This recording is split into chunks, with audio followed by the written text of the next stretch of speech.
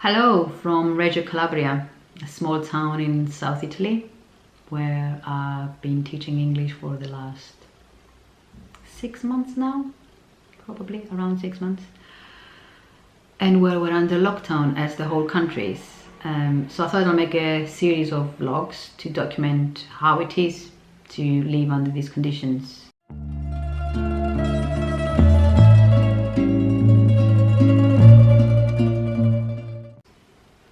Been a week so far and it's been stressful, it's been challenging mentally mainly because things kept changing, but let's start from the beginning. So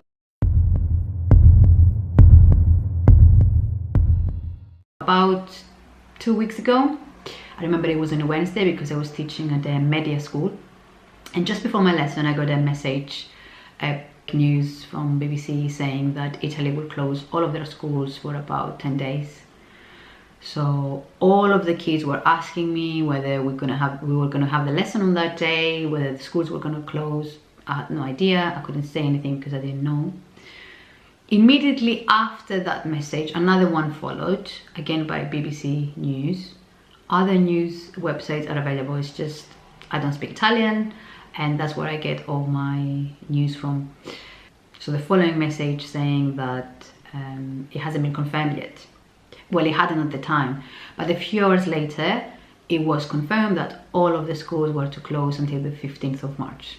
So we thought, okay, it's 10 days, what can we do? The school I work for have been incredible. We closed the school for 2 days. All of the teachers had online teaching training, and we switched to online the following Monday, so after 4 or 5 days. During that week we were not under lockdown, so we will still obviously follow the precautionary measures, preventative measures. We were to keep distance from each other, no more than 3 people in one room at a time, wash your hands and so on. So we would go in and teach from school because not everyone had internet, or maybe our connection was not as strong for some of us. A week later, last Sunday, we read in the news that the whole country was going to be under lockdown, which at the time we had no idea what exactly meant, and even now things are not as clear.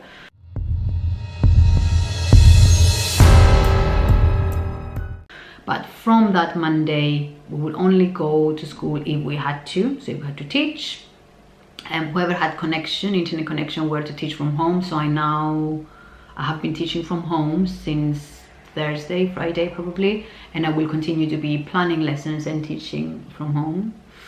So I will be spending most of my time inside.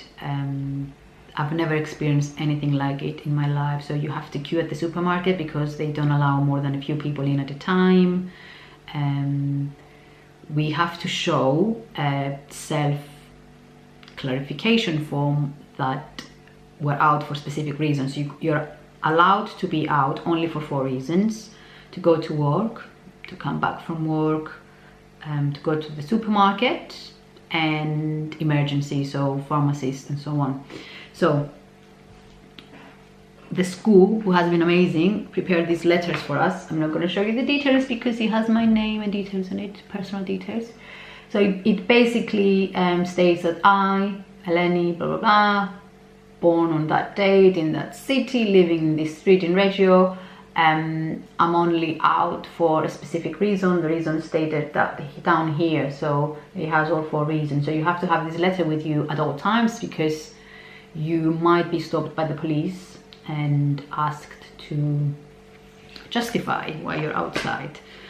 Apparently, based on the decree, it's not prohibited to go out for a walk, but there have been cases here in Reggio where people were stopped and asked to go home.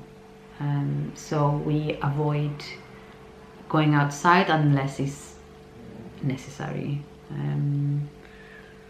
I haven't been dealing with it that well this week. I have been very stressed because of mainly the uncertainty. We don't know. Now the schools are closed until the 3rd of April. We don't know if that means that the lockdown measures will be until then. We don't know if that's realistic or whether schools remain closed longer than that, which is quite possible. A lot of countries have now closed all of their schools until the 10th of April. Cyprus, for example, they've closed all schools until the 10th of April, which is a week before Easter. My Easter flight to Vienna has been cancelled already, so we're all stuck here. Not that I want to go anywhere at the time anyway, because I have no symptoms. I have no cough, I have no fever, I have literally 0 symptoms, but we are all worried that we might get it. I'm not that scared that I will get it.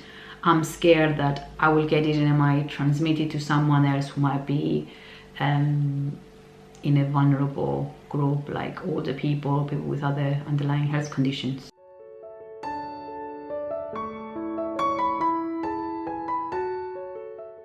I'm gonna try and show you what I will be doing to deal with the situation. So the first thing I need to do is get organized. I need a plan, I need a routine, what time to wake up, how long I will be lesson planning a day, what else I can do during the day. So obviously I'm going to try to do vlogging. I already have 2 vlogs I want to put together.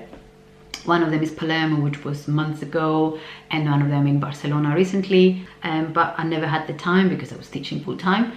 I have books I want to read, I want to write more on my blog, I want to draw. I can go back playing the guitar, although at the moment I don't feel like it, but maybe actually help me. I have been doing my yoga every day, which actually has helped a lot to at least keep my mind free of crazy thoughts for at least half an hour a day. So yeah, so any ideas, or if anyone wants to catch up, I have already been catching up with a lot of friends and family, FaceTiming, video calls, so I'm here and I have plenty of free time. Anyway, I hope everyone is doing well. I know it's been crazy for most countries now. I know that Spain has announced new measures, Greece, obviously Cyprus, Portugal, Czech Republic, so there's not much we can do. I mean, I'm not loving this. It's very difficult for me to be so restricted and to be spending so much time at home, but on the other hand, I think it's necessary if we are to contain the virus and not let it spread, because if people are keep moving, if people are keep traveling, this will continue to happen. If people are gathering in cafes and restaurants, it will still continue to happen. So as difficult as it might be, we need to try and stop it from spreading. And yes, if the majority of us gets it, it's just gonna be like a flu, a normal flu, or maybe a little bit more severe flu, but for other people could be lethal.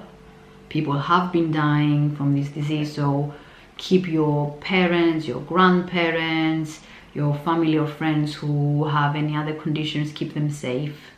And yeah, I hope we all survive this and make the most out of a really bad situation.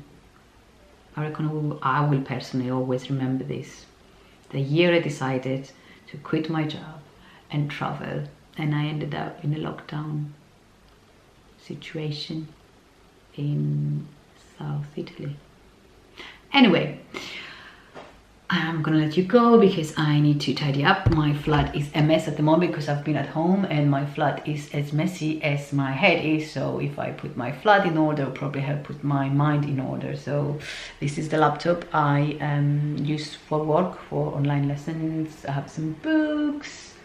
I have my other books, my course books that I use for lesson planning. Yeah, so I'm gonna start from tidying up and putting together a plan for next week, and I'm just hoping that things will start getting better. Anyway, I wish everyone all the best and have a lovely weekend. Enjoy it as much as you can, especially if you can go outside wherever you are. Just enjoy it, just go outside, walk in the sun by the beach. So see you all later.